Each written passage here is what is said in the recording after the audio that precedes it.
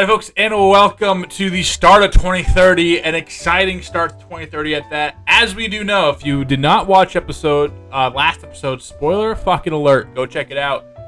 Ladies and gentlemen, we got him, Paul Skeens, a member of your Boston Red Sox. Now, as always, let's just go over the team. Right now in the anonymous GM poll, which you can see in the ranking, we are ranked 3rd overall, 11th in contact, 7th in power, 2nd in pitching, 9th in defense, 11th in speed. This is just really the ratings with everybody here on the roster. It might change once we move everybody down and whatnot. But as always, let's check out the roster and kind of our guys who we're looking at, kind of go through top to bottom. In the rotation, finally, I think we've decided. We did, unfortunately, get rid of Brian Bayo, which I didn't want to get rid of Brian Bayo, but just kind of the chips fell where they did. But when you add a guy like Paul Skeens, you take that. Johnny Turner is here. Drew Thorpe is here. Norihashi is here. So it's going to be 1, 2, 3, 4, and 5 at the moment as our starting 5 rotation. Really no changes to that. We're not going to really have a position battle. These guys are going to be our 5. We do have DJ Park, who could be making his major league debut this year if he stays healthy. You see that 61 durability. Hasn't really played much in the last 2 years. Is it because he throws 1,000? Is it because his arm is cooked? I don't know. But anyway, DJ Park, ladies and gentlemen. Luis Perales, he was really good in the bullpen for us last year. Made 60 appearances, 108 innings, 3.99 ERA. Good for a 1 WAR, 8K per 9. Awesome. He's going to be probably maybe our long man. Him and some of these other guys are going to be kind of duking it out for long man, relief role, things like that. Iro Solis as well, more depth. Conley Early, more depth. Early has pitched for us a little bit the last 2 years. Been very solid. 3.64 ERA type guy. Probably going to be our long man with Perales actually getting another bullpen shot. And maybe we even convert him into a full-time reliever like we have some other guys. Some more depth is McGowan, Drohan. Braun could be something for us, but more depth. And then some of our younger guys, guy like Sean Liss, who has a low floor, but that's okay. Or a high floor, low ceiling, but that's okay. We're asking him to go out there and chew up innings, and he's going to be one of those guys. Maybe another reliever convert for us. Colin Pennick had a really good season, now 22 years old, at 71 overall. That ain't looking too bad. David Sandlin, another guy who maybe gets moved to a bullpen role for us at some point. Josh Green, one of our youngsters at 68 years old. Stan Villanueva, one of our picks, our 3rd-round pick from this past year. B potential, sweeper changeup, curve 12-6, 4-seam fastball. Going to be very excited to see what he does in Double-A to start the year. Tino Saucedo continues to be good despite the deep potential. Louis Friedberg got injured last year. David McCormick is our big star. One of the top 10 prospects in all of baseball. And I'm very excited to see him get another year. Maybe even try to start him at single A again. See if Double A is kind to him. But he's a couple of years away, but still someone that we are 98 potential. Very, very, very excited for when David McCormick finally starts to get ready. Dwayne Fletcher was drafted as a reliever. We're converting him to starter. He had 66 stamina. Just 3 pitches, however. Maybe this, we either add a pitch or just kind of knock down his stamina and bump him up to a real pure reliever. But for right now, we'll start him as a starter at 21 years old. If it doesn't work, we can move him. And if it does work, then really cool. Earl Fernandez, B potential. Brandon Tuttle, Doug Childress, and Brandon Hollander, just here, C potential. And the 19-year-old Reese Nobles has, I think, really high B potential. Hits per 9 very low, walks per 9 very, very low. Good case per 9, good home runs per 9. Very interesting to see once he gets into Double A, which might not be for 2, maybe 3 years, how he sims and how much we can work on those per 9 stats. In the reliever market, or relievers for us, AJ Puck, Hunter Gaddis, Griffin Jax, and Michael Kopech are going to be our high leverage relievers. Kopech is going to be our closer, with Puck and Gaddis going to be our setup man, and Griffin Jackson, 35 years old, going to get some quality middle inning relief work. We also have guys like Cooper Criswell who can go give us some length as well. Sam Bachman probably going to make the team with the high hits per 9. Then guys like Todd Rudy, who we made into a reliever. 91 Ks per nine could be very, very, very good for us. He's going to definitely be getting a look in the bullpen. Luis Guerrero, definitely going to be getting a look in the bullpen. Chris Murphy, Brian Mata as well. All guys that could be bullpen arms rush. We only keep, 6 guys usually? 7 guys usually? So 1, 2, 3, 4, 5, 6. So you really have 5 guys fighting for 2 spots. I think these 4 are pretty set in stone. You also have Perales pretty set in stone. So some battles here in the pitching side of things. And then again, the rest of our relievers are mostly just depth. You see a lot of these guys are already near or over 30 years old. In the catching department, we have, now a decent, really good group of catchers. We have Ashton Fuqua, who is going to be our starter. Didn't have the best of years, a year like we thought he was going to have. This slash line is more what I think he is than this slash line, even though this was the lower sample size. But we just get that plastered here through 130 games, 120 games, and you are chilling like a villain. Eliezer Alfonso really looks like the backup catcher of the future, has options to burn, so we don't really have to bring him up until we really have to. Carlos Narvaez did get $2.4 million arbitration. We might sever ties with him in favor of Alfonso after this year. Walker Janik as well got his first cup of coffee and got a few hits for us, so he also has a good backup catcher pedigree. All of these guys are just basically placeholders until Dominique Alez can really elevate his game in his first real full AA season. We'll talk about this in our prospect portion.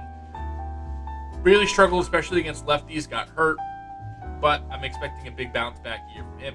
Then we also got David Coronado as well. I don't know if this was one of the trade guys or one of the minor league free agents we picked up. Either way, good contact profile, looks like a decent fielder, and could be a guy that backs up a leg. This could be the tandem in a few years. Also, Giovanni Plancher, another guy that we ended up picking up. First base, you have Devers, you have Costas, and now we got Big Meat Pete for our bench, because why the frick not? He only cost, $8 million? It was the MVP in 2025. Why not? Who's saying no to that? I mean, it hasn't really been, does have the home run power, but, the OPS has just been okay. League average at best. But, this is a guy that's just only going to come in, with Christian Costas, who's been hurt a good amount. If he does go down, we don't have to bring get prospect capital for his backup. And we have a pretty serviceable backup to spell some guys come in clutch situations down late when we need a home run or need some power. And, 35 years old, we're not expecting him to, give us 40 home runs this year. Just be serviceable. I know he's going to regress, but, just be good enough to play. John Norman, one of our top prospects, our top position player prospect for sure. He's going to get, I believe, the shot in AAA to start the year. Very excited to see him. He is closer to Major League ready than not. Big power from him, a good fielder at first base. And then Billy Holiday, a guy with good power that we got in a trade, and Taylor Duvall, another guy that we've had on the roster for quite some time now. Still a ways away. This might just be a guy that we cut bait on at some point. Second base, we finally got a decent year from Christian Campbell, 726 OPS. Kind of fell off a little bit towards the end, but 35 doubles is definitely something that you love to see, and was a positive WAR player. I am expecting another big year from him. I definitely am. William Lugo, we got Robert Poisson, some depth. So it's really Christian Campbell or bust. If Christian Campbell goes down, we might have to make a trade or do some finagling to get a new second baseman. But it is what it is. Theo Gillen, what's up, Slime? He is going to be our third baseman this year, hopefully, most likely. We'll at least give him a month or two to see if he can handle it. 79 overall already, can play everywhere. Really, master of none, jack of all trades type guy, and we'll see how he does here pretty soon as my alarm goes off. Sorry for being the most unprofessional YouTuber you know. Weston Wilson, again, our lefty killer, going to be our bench utility man, and Kalen Culpepper is the guy that we got from the Jordan Walker trade. He'll be depth for us and probably a middle infield prospect for us sometimes. Sidney Dodson, I'm actually quite excited for him, a guy that I think we traded for when we departed from a couple of our guys this offseason. Big power from the left-hand side at third base. And then Neil Smalls, again, a ways away, kind of in the Duval camp, but haven't been here quite as long.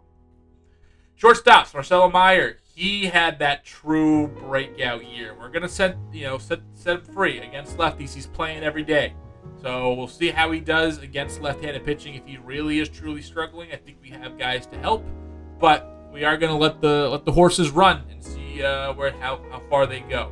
Mike Romero had a taste of the big leagues a few years ago. Running out of options, you'd have to go through waivers. Maybe a guy that does he stick in the middle infield? We'll kind of see what's up. Then Roberto Hernandez finally getting the call. He was Rule 5 eligible. We decided to take him, bring him with us. Could play the field today in the major leagues. Athletic enough to play in the major leagues. Is he good enough as a bat? Probably not. And we do have some time to let him marinate still. He might not make the big leagues till he's like 29, 30, which is wild for an A potential guy, but it is what it is. We might sell him off at some point. He does have A potential. I know that game values it. Do we value him as much as a prospect? He's never been like our top 10, really, even with A potential. So who knows? Maui Ahuna, Gerard Franklin are two guys we've added in the offseason, as well as Ross Kahn, our number 1 pick from this past season. Good contact against lefties, better power against righties right now. Just, again, real solid. He could probably play in Double A, but we're probably going to start him in Single A. Looks like he will be stealing bags for us, too. And a guy to develop, a real treat to have in our organization. I'm very glad we're able to scoop him up. In left field, we have Riley Green and Massachusetts native Joshua Baez. Boston Latin Academy, I believe. We don't have too much outfield depth in terms of guys that we're comfortable bringing up to the major leagues. I think we have a couple of guys, but overall, Baez is just kind of depth for us. Good fielder, decent bat. Joe Swift, A potential, is finally going to probably get a lot of playing time in Double A this upcoming year. I think the power and some of the numbers are finally good enough to let him roll at 25 years old, kind of in the same breath as Hernandez is. We're A potential, but just far away still. So we'll see how long it is. I think this upcoming year he'll be Rule 5 eligible. We'll probably put him on the 40, but who knows? We'll see. And then Edward Norman, a guy that we picked up, I believe from the Cubs. I could be wrong. Did we trade with the Cubs? I don't know. It was long ago. Decent bat, 58 overall. Probably will marinate in Single A for at least a year or two. Center field, Cedon Rafaela continues to be our number 1 guy. We have him for a couple of more years as well. Really put together a fine season, OPSing around. Like, if you just get that 20 home runs, 70 RBI, he's going to strike out a shit ton, steal a couple bases, and like OPS slightly below league average with his defense. That comes to a 3. Like, the difference between a 687 OPS and a 630, 640 OPS is about 2 full WAR difference. So yeah, let's do that. Let's keep doing it. Kevin Alcantara will most likely be our 4th outfielder this year. He's finally ready, major league ready, and we'll see if he gets some playing time. Has a good hitting stats right now. Hasn't really torn the cover off AAA like you thought he would, so that's why I kind of kept him down, but could be a piece for us this year. Ellie Taylor, Jace Bowen, depth guys, and Chandler Simpson, again, our speed guy. Off the bench, we'll see how much he plays for us this year. Roman Anthony, dog. Let's see. They've been talking shit about you all year, my friend. Let's see if you can do it.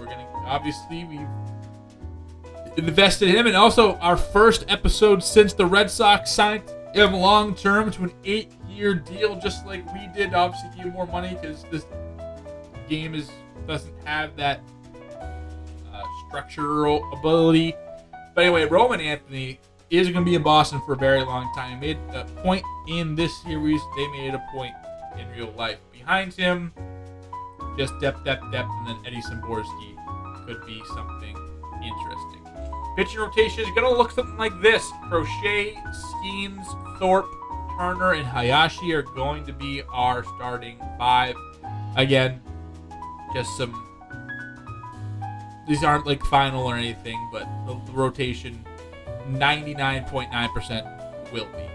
In terms of lineups, this is how we're going to try to start the season off. We do have a lot of lefties in the lineup, and that does garner some feelings, I'm sure, but I think we have, most of our righties on the bench. We can play some late game stuff with Riley Green, Christian Campbell, Rafael Devers, 1, 2, 3. Tristan Casas, Ashton Fuqua, Roman Anthony, 4, 5, 6. And then Meyer, Gillen, and Rafaela, 7, 8, 9. Right now, Narvaez, Weston Wilson, Kevin Alcantara, and Pete Alonso are going to be probably our bench. So it looks like we kind of also have our bench figured out. Like, this team looks like it's figured out. Unless there are some big surprises or injuries, this is what the team is going to be. There's not going to be any position battles this year. We kind of know who's going down. Again, if there are any late pushes or guys who well outperform, hey, maybe we give them a look. Maybe we give them the benefit of the doubt. But for what I'm seeing, that's going to be the team. Let's check in with our top prospects. First and foremost, starting, this is our top 20. Dwayne Fletcher, Todd Rudy, Eddie Zamborski, Earl Fernandez, and Louis Friedberg are going to be your 20 through 16. And let's start with our number 15 prospect, Roberto Hernandez. Like we said, really good against lefties, it looks like, with the bat, or decent against lefties with the bat. Will most likely be, will be in AAA or AA. Maybe still give him one more year in AA to really see if he can boost his contact numbers. Vision, discipline, clutch, his plate skills are okay. Again, okay with the bat. Really, really good with the glove. 87 fielding, 76 steal, or 76 speed, 92 steal. When he gets on the base paths, he's going to be a guy. It's just getting on base is going to be his thing. He can field right away. More of a big arm than an accurate arm. Maybe third base is his long-term position. But has the range to play short, is a wizard with the glove. We'll just see if that bat. At 14, we have Reynaldo Torres, a guy that we made into a reliever this past year. 90 K/9, 39 stamina. Just doesn't throw very hard. Only throws 3 pitches, but man, no one can hit him. And a discovery for us. Probably be in consideration for a bullpen role next year with the big league team, and we'll probably put him on the 40 and start really gassing him up in the next couple of years. But definitely a guy with K potential, and it could be a weapon in our bullpen at some point. Sean List, like we said, the ultimate high floor, low ceiling guy. He's going to be a really good minor league pitcher for us for a while, and then there'll be years where we have low pitching depth. Those are the years that he most likely will be able to shine with us at one point. So we'll see how Sean List does. Again, doesn't walk a whole bunch of guys, can go deep into games, isn't really going to have like big strikeout numbers, but we'll keep the ball in the yard. Control can be a little bit of a thing for him, but also had big breaks. Started our AA game in the last year's minor league video, so we'll see where his ceiling in his future ends up with this team. At number 12 is Brandon Tuttle. Again, this is more a flyer on the wall, flyer for us. Decent velocity, home runs per 9 are good. He's still a ways away. Not really much to report back on him. Got a cup of coffee in AA last year, but again, most likely be sitting in single A. Gerard Franklin enters our top or near the top 10 at number 11. A guy that we thought about drafting a few years ago. Ended up getting him in a trade this off season. And oh boy, he's going to be decent. He's not going to have that huge ceiling, but a switch-hitting shortstop that hits for power against lefties, more contact against righties. Plate skills are low, but again, kind of like in the same breath of Roberto Hernandez, can field in the majors today, is athletic enough for the majors today, so we're going to get him down in either AAA or AA, kind of seeing who I want up and who I want down. And who I want playing shortstop, and who I want. I think we have the ability to play both of these guys at the same level, and very excited for what Gerard Franklin does. One good year, he could really jump up and kind of be our Mikey Romero replacement at some point. Josh Green starts us off in the top 10. Again, a pitcher that does everything really really well. Nothing extraordinary. Fastball, slider, changeup, cutter, splitter. So he has a good amount of movement. All those pitches seem like they play off each other well. And at 73 break, he has enough to move everything enough where it's all not kind of sticking together. It has enough definitive break between the other pitches where you can't just sit on a location or a spot and track the ball. You really have to commit to a pitch or two. Can't give up the home run ball. That seems to be his weakness at the moment, and doesn't really go deep into games, super deep into games. So this is like a 5-starter at some point, maybe even a long relief guy. Theo Gillen cracking our top 10 at number 9. Contact is good. Power is good. Again, ultimate jack of all trades, master of none. We're finally giving him the keys to the car. You, my friend, are our third baseman of the future. Let's see what he has in his first year. He doesn't have options left, so worst case scenario, he's an ultra bench guy. Best case scenario, he's our third baseman, second baseman, outfielder. He fits in somewhere and plays well enough to really be good for us. I'm very excited for Theo Gillen. Finally, we're giving him his opportunity, and I think he'll take the most of it. Stan Villanueva, our third-round pick from this prior draft, is going to come in at number 8. Can go deep into games at 18 years old from Venezuela. A 4-seamer, 12-6 changeup sweeper mix. He has velocity, is decent. Again, another one of these guys that has a well-rounded pitching palette. Again, the home run's a little bit a concern. The pitching clutch could be a little bit of a concern, so gets a little freaked out with runners on base and stuff like that, but he's able to move it. And we'll see if he can. And Stan Villanueva comes in at number 8. Number 7 on our list is Reese Nobles. It's going to be a while before he gets up. It looks like he keeps the ball in the yard and he's going to strike you out. However, he's going to give up soft contact. Looks like he's a ground ball pitcher, so hits are going to sneak through. It is what it is. He's also going to walk some guys. So very interesting mix here.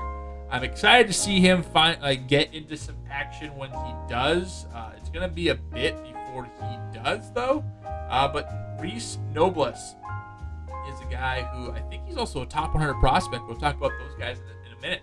But very interesting profile, extremely interesting profile. And really, if that hits per 9 can get decent and that walks per 9 can just get decent, this could be a middle of the rotation arm for you. That's Ross Kahn sits at number 6 in our rankings. 5 through 1 coming up in just a moment. And a lot of names you're very familiar with already. Athlete right now, 21 years old, from the University of Texas. 66 speed, 89 steal. The fielding is, it's going to come along. All these ratings are a decent foundation. He can really jump up with a good year or two.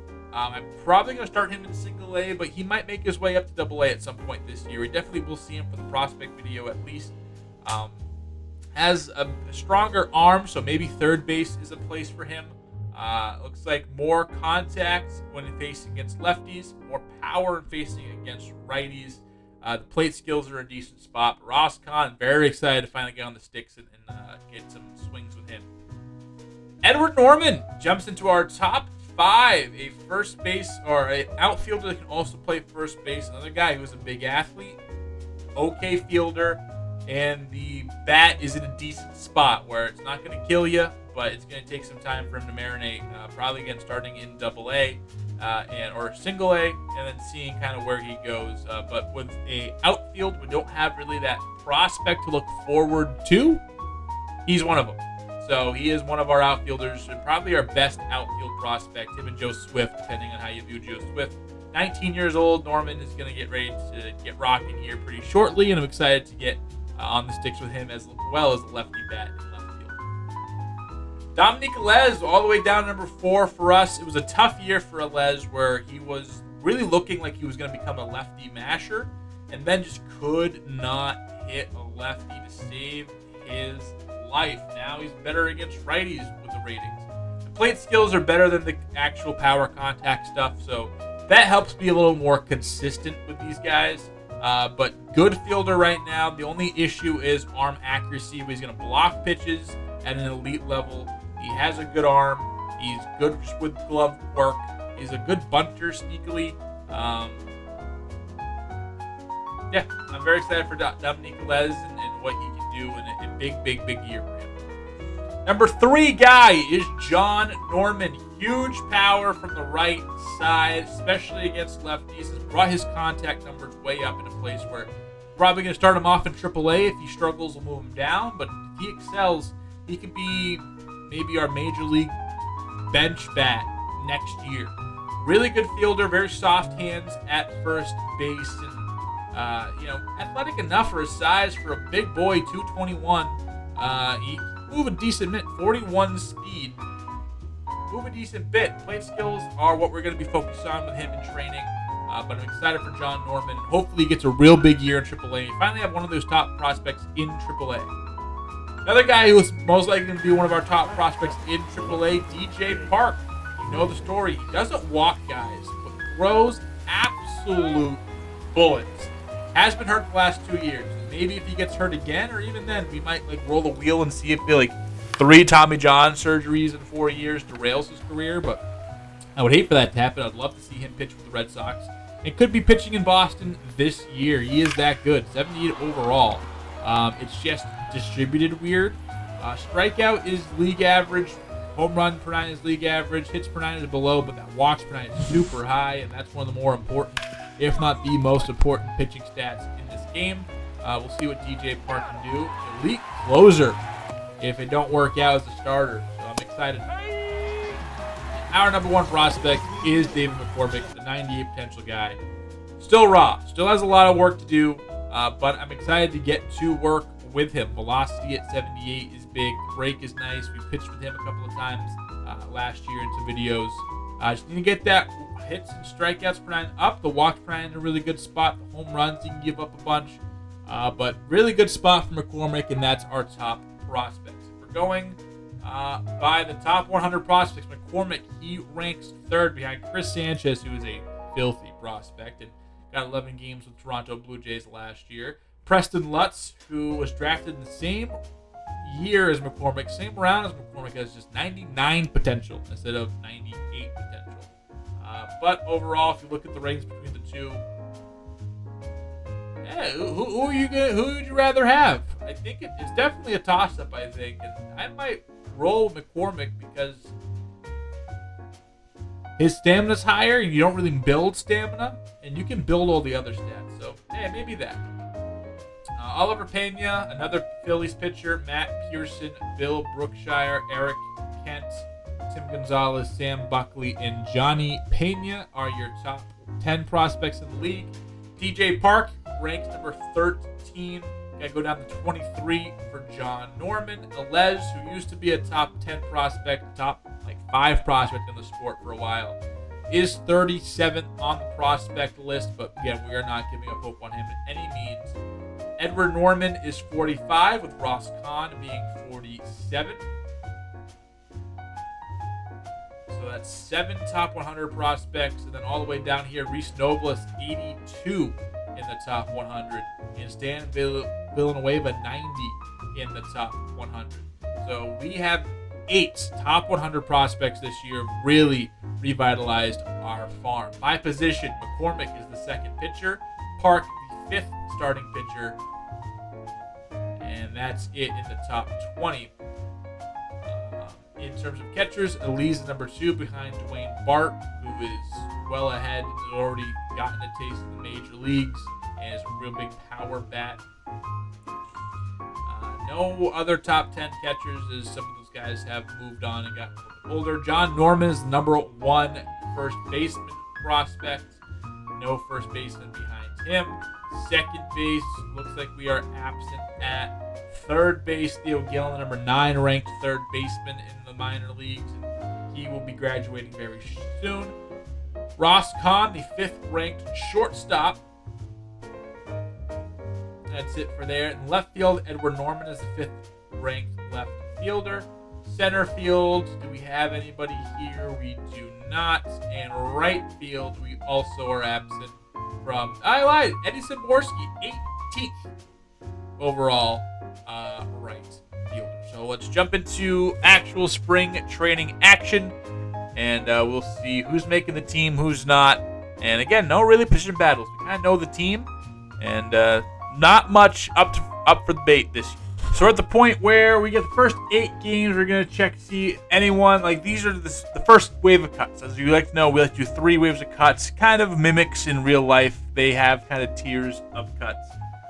In the first wave of cuts, these are guys who are definitely, no matter what they do, are not going to make the roster. These guys, we're still letting them fight it out. Relief pitchers, we're probably going to leave them all here, but early running, Bachman's been hit up a little bit. Rudy has been excellent. Guerrero has been excellent. Murphy has been excellent. Mata has been excellent. So far, Sam Bachman is losing the race the most here. And A.J. Puck's been hit around, but A.J. Puck is as safe gets. In the catchers, we are going to move Walker Janik down. He definitely isn't going to be making the team. I think he's good. He'll probably make the team at some point, but we'll get Eliezer Alfonso about a week here. Let them battle out, but it's going to be Fuqua and Narvaez. At first base, we're fine there. Second base, Robert Poisson. He is not going to make the team no matter what, so we'll move him down into AAA at the moment. We'll keep Culpepper up. He's been doing real well. Weston Wilson's been doing good. Theo Gillen hasn't been great, but we'll probably start getting him regular at-bats here this week. Hernandez does have 2 home runs, but another guy who definitely isn't going to make the team, isn't really in consideration. And the rest of everybody else we'll keep up for now. So 3 cuts in the first wave. All right, we are at the point where we're making one of our final cuts, and we're going to get mostly the starters in. And this is where we kind of have to start making some decisions. So of the 4-man battle here, we've gotten great jobs by Connolly Early and Luis Perales. DJ Park, we are going to send to AAA no matter what. And Iro Solis, he's going to go AAA as well. But Luis Perales in 10 innings, 1 run. And Connolly Early, 11 innings, 1 run. These guys are working their ass off for one of those final bullpen spots. And it seems like they're on the fast track to get there. In terms of relief pitching, again, we're having a big battle here. None of these guys, Gaddis and Puck have paid their dues. They are going to be good. Jax as well. Criswell doing extraordinary. We've been starting him? I think we've been starting him just because we actually didn't have as many starters as I thought. So he's been getting starting rotation, but you go back into the bullpen here. Sam Bachman's getting hit around. Todd Rudy could be ready.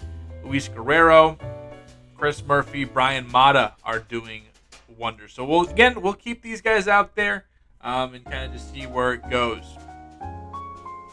We'll keep these guys here. Narvaez is a god. First base is where it is. Second base, we aren't going to be having Kalen Culpepper. Looks like he is just starting his option tenure, so we will drop him down. I do enjoy Kalen Culpepper. I'm excited to have him on the team and see kind of where he goes. But Gillen not hitting the best, but Weston Wilson isn't doing much to make me want him over Theo Gillen. Maybe we do a platoon with them to get that bat in the lineup, but who knows. Marcelo Meyer, Mikey Romero, we'll keep him around because we kind of have to make a decision with him, so it's easier to demote him at the end where everyone's demoting and no one can really pick him up. Big brain right there. Joshua Baez is going down to AAA. That is a fact. No one really in center field is hitting, and there we go. So the last roster cuts will be made in a moment. We're going to have the starters go the rest of the way, and we'll kind of see everybody at the end. All right, we are at the end of spring training. Let's see who everyone did in guys who was left. On the bench, again, our starting lineup's going to look something like this. Green, Campbell, Devers, Casas, Fuqua, Anthony, Marcelo Meyer, Theo Gillen, and Cedar Rafael. On the bench, Chandler Simpson didn't really do much to wow me. I love his speed, but we're going to throw him into AAA. A. Weston Wilson is going to be our bench utility man. He's done enough to solidify that. Carlos Narvaez obviously did well enough to be our backup catcher. Mikey Romero is having a good season or a good preseason, but he will be our hardest cut to make here. Alcantara will have him up.